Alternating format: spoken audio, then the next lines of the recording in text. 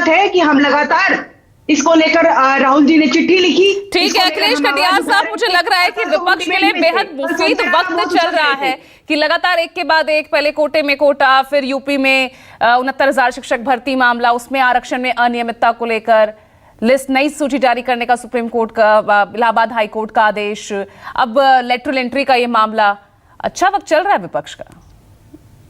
पूजा जी नमस्कार सभी साथियों को। जो एक लोहिया जी एक बात कहते थे, समाजवादी पार्टी इस बंद का समर्थन करती है, समाजवादी कार्यकर्ता इस बंद में साथ है उनके, और कहते हैं कि अगर संसद सड़कें सूनी हो जाएंगी तो संसद आवारा हो जाएगी। शांतिप्रिय तरीके से जन आंदोलन हमारे संविधान में है। बात नियत की है, नीत से पहले नियत की है पूजा।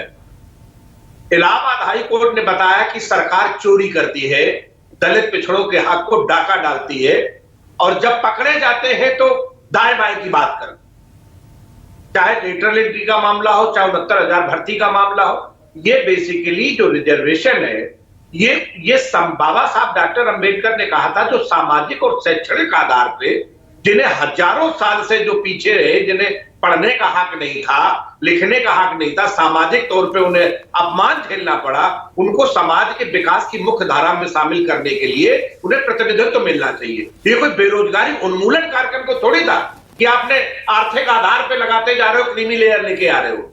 ये क्या करते हैं कि लिख देते हैं candidate is not suitable available, और वो जनरल में दे देते हैं। फिर बाद में लिखते हैं कि candidate available but not suitable, जो आपने लखनऊ के अंदर पीजीआई में देखा।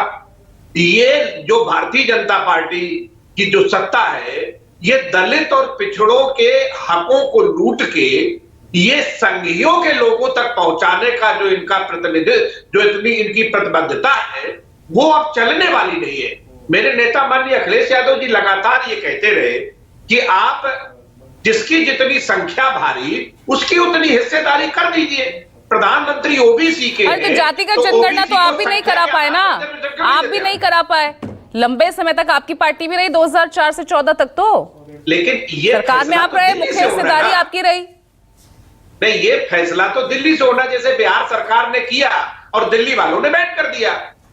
9वीं अनुसूची में डाल के आप अगर आपको सामाजिक न्याय को पसंद करते हैं, आप वास्तविक तौर पे चाहते हैं कि उन जातियों को भी हिस्सेदारी मिले जो अभी तक पीछे रह गई है, तो नियत में ईमानदारी दिखाइए। ठीक है हेमराज राम, यहाँ सच में बात नीति की नहीं, नियत की आ गई है।